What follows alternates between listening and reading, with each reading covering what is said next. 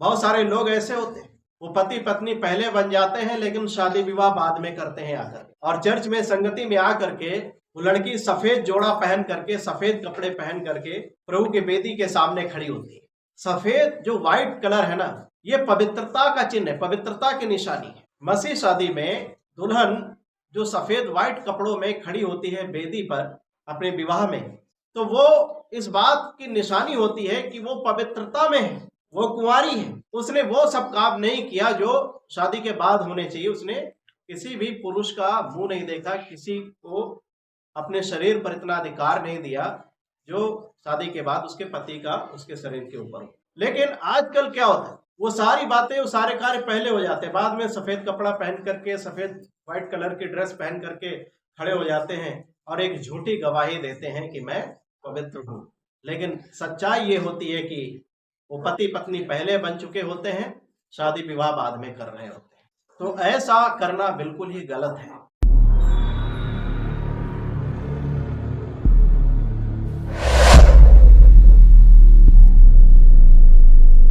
प्रभु यीशु मसीह ने क्या बताया कि ये दुनिया की दशा नूह के दिनों के समान हो जाएगी, सदोम अमोरा के समान लोग हो जाएंगे। नूह के समय के लोगों ने अपना चाल चलन बिगाड़ लिया, सदोम अमोरा के लोगों ने अपना चाल चलन बिगाड़ लिया, जबकि नूह प्रचार कर रहा था। लेकिन लोगों ने फिर भी प्रभु के वचन को सुन करके मन नहीं फिराया, विश्वास नहीं किया।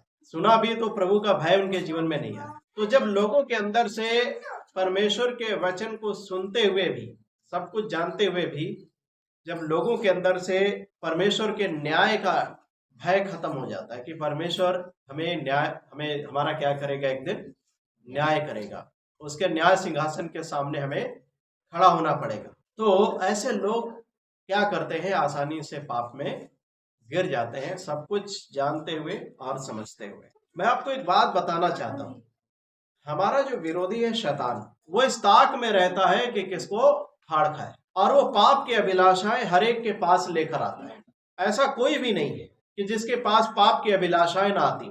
और विश्वासी जब कोई व्यक्ति बन जाता है, प्रभु यीशु मसीह पर जब विश्वास कर लेता है, तो और भी ज्यादा ताकत से शैतान उसको पाप में गिराने के लिए आता है, क्योंकि शैतान जान लेता है कि हम मसीह यीशु के हो गए और सीधे सीधे हमारा मुकाबला करने के लिए वो आता है।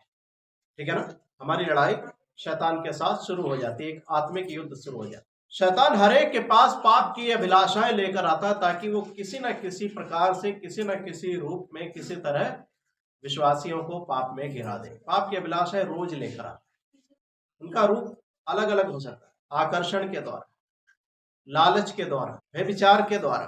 बेशक आप शरीर के द्वारा ना करते हो, लेकिन अगर प्रभु यीशु मसीह ने कहा कि हम किसी पर कुदृष्टि भी डालते हैं तो ये व्यभिचार का पाप हो गया।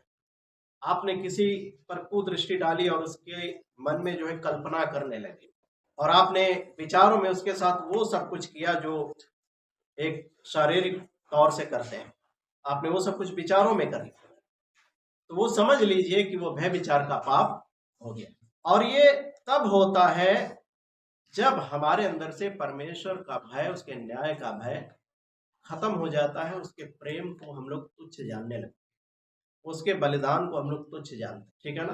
तब हमारे अंदर से जब भय खत्म होता है, डर खत्म हो जाता है परमेश्वर का, हम बड़े आसानी से पाप करने लगते हैं, चाहे विचारों के द्वारा या शरीर के कार्यों के, और ये बहुत ही घातक हो जाता है। और आज बहुत सारे लोग जो परमेश्वर के वचन को सुनते तो हैं, लेकिन उनके अंदर परमेश्वर का डर भय नहीं है।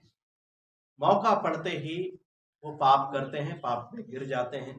शरीर की अभिलाषाओं को पूरा करने के लिए शादी विवाह होने से पहले ही क्या करते हैं, लड़के लड़कियां शारीरिक संबंध बना करके व्यभिचार में गिर जाते हैं और एक साथ पति पत्नी के समान रहना शुरू करते हैं। आजकल बहुत ज्यादा ये चल रहा है ना, लिविंग रिलेशनशिप, यानी शादी विवाह से पहले पति पत्नी बन करके वो लोग रहते हैं।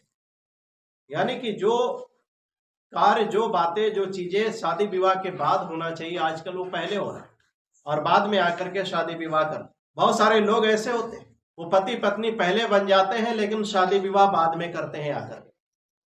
और चर्च में संगति में आकर के वो लड़की सफेद जोड़ा पहन करके, सफेद कपड़े पहन करके प्रभु के वेदी के सामने खड़ी होती है। सफेद जो व्हाइट कलर है ना, ये पवित्रता का चिन्ह है, पवित्रता की निशानी है। मसीह शादी में दुल्हन जो सफेद व्हाइट कपड़ों में खड़ी होती है वेदी पर अपने विवाह में, तो वो इस बात की निशानी होती है कि वो पवित्रता में है, वो कुंवारी है। उसने वो सब काम नहीं किया जो शादी के बाद होने चाहिए। उसने किसी भी पुरुष का मुंह नहीं देखा, किसी को अपने शरीर पर इतना अधिकार नहीं दिया जो शादी के बाद उसके पति का उसके शरीर के ऊपर हो। लेकिन आजकल क्या होता है, वो सारी बातें, वो सारे कार्य पहले हो जाते हैं, बाद में सफेद कपड़ा पहन करके, सफेद व्हाइट कलर की ड्रेस पहन करके खड़े हो जाते हैं और एक झूठी गवाही देते हैं कि मैं पवित्र हूं। लेकिन सच्चाई ये होती है कि वो पति पत्नी पहले बन चुके होते हैं, शादी विवाह बाद में कर रहे होते हैं। तो ऐसा करना बिल्कुल ही गलत है। शैतान बहुत सारे विश्वासियों को इस समय पाप में गिराने पर है। पाप की अभिलाषाएं सबके पास लेकर आता है, चाहे सेवक हो, चाहे विश्वासी हो, कोई भी क्यों, और एक बार नहीं, बार बार लेकर आता है, दिन में कई बार लेकर आता है।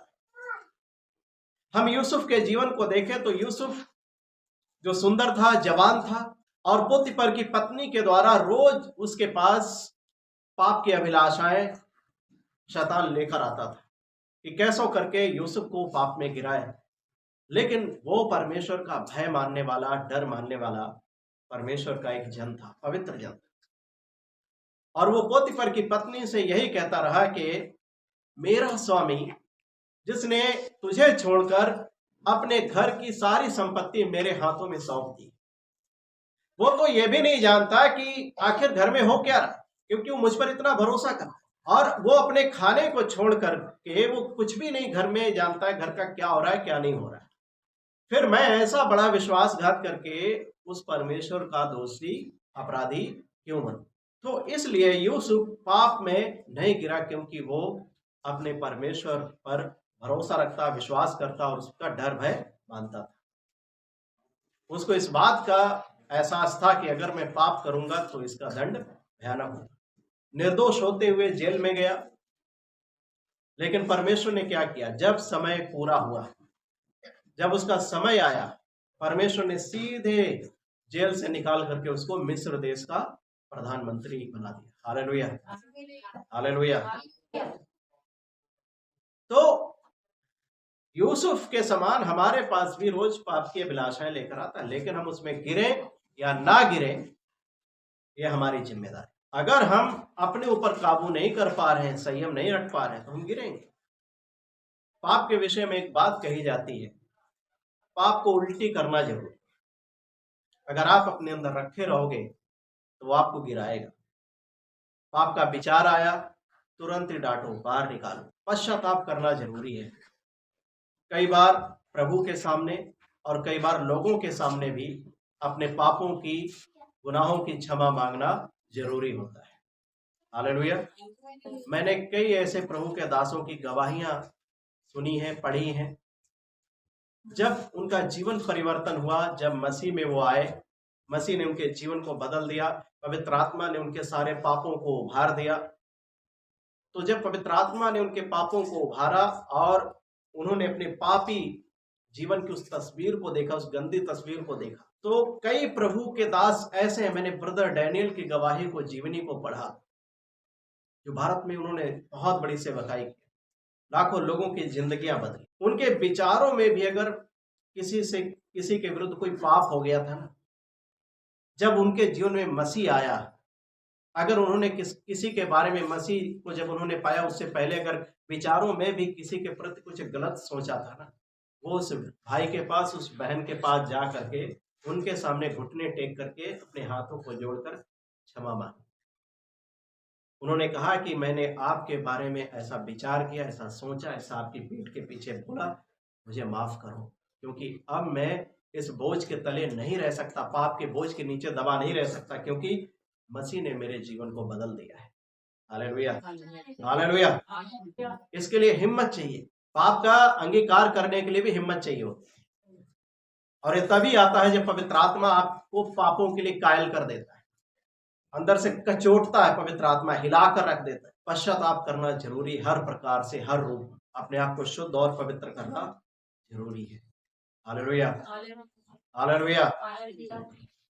तो पाप जो है ना, शैतान पाप का स्वामी है, और शैतान हर एक उस विश्वासी को, सेवक को, जिससे उसे डर लगता है, पाप में गिराने के लिए आता है, भरसक कोशिश करता है। कोई पवित्रता में बढ़ना चाहता है, प्रभु के निकटता में, उपस्थिति में जाना चाहता है, शैतान रोकने के लिए आएगा। हम आत्मिकता में बढ़ना चाहते हैं, शैतान रोकने के लिए आएगा, उतना ही हमारे मन को गुमराह करके पाप की ओर फेरेगा। हमारी जिम्मेदारी है कि हम पाप में गिरे या फिर उससे अलग। एक प्रभु के सेवक ने एक पाप के विषय में एक बहुत अच्छा उदाहरण दिया। पाप किसके समान है? शैतान किसके समान है? शैतान उस पक्षी के समान है जो आकाश में उड़ता है। हम आकाश में पक्षियों को उड़ने से नहीं रोक सकते। रोक सकते हैं? नहीं रोक सकते। लेकिन वही पक्षी अगर आकर के हमारे सिर पर बैठे और फिर हमारे बालों में, हमारे सिर के ऊपर घोंसला बनाए और उसके बाद फिर वो अंडे दे, तो ऐसा करने से तो हम पक्षी को रोक सकते हैं ना? रोक सकते हैं कि नहीं रोक सकते? शैतान पक्षी के समान उड़ता रहता है, लेकिन अगर वो कोशिश करता आपके सिर पर बैठने की, विचारों के द्वारा पाप लाता है या कार्यों के द्वारा वो कहता है कि भाई इसको आप अंजाम दो, तो उस समय हम उस पाप के विचार को झटक कर यीशु मसीह के नाम से डांट करके उसको दूर करना जरूरी है। Hallelujah, hallelujah. पवित्रता के लिए प्रभु की दुहाई देना जरूरी है। इसलिए याद रखना, शैतान गरजने वाले सिंह के समान इस खोज में, इस ताक में है कि किसको फाड़ खाए, किसको पाप में गिराए, किसको नाश कर दे। एक बात याद रखना, शैतान जो हमारा विरोधी है, वो ये नहीं चाहता है कि एक भी आत्मा बचाई जाए, एक भी व्यक्ति बच करके यीशु के साथ जाए, यीशु के उस राज्य में, परमेश्वर के उस राज्य में पहुंचे जहां मसीह हमें ले जाने के लिए इस दुनिया में आया और हमारे लिए अपने प्राणों का बलिदान किया, जो मसीह ने कीमत चुकाई कि हम बचाया जाए, उद्धार पाए। शैतान नहीं चाहता है कि हमें से कोई भी, एक भी आत्मा उद्धार पाए, बचाई जाए, मसीह के साथ जाए। वो ये चाहता है कि सारे लोगों को मैं गुमराह कर दूं, भ्रष्ट कर दूं, उनके विश्वास को खत्म कर दूं, उनके आत्मिक जीवन को नष्ट कर डालूं, उनको गंदा कर डालूं और अपने साथ मैं उनको नरक की आग में लेकर। लेकिन जिम्मेदारी हमारी है, शैतान की हम बात को माने या फिर परमेश्वर की बात को।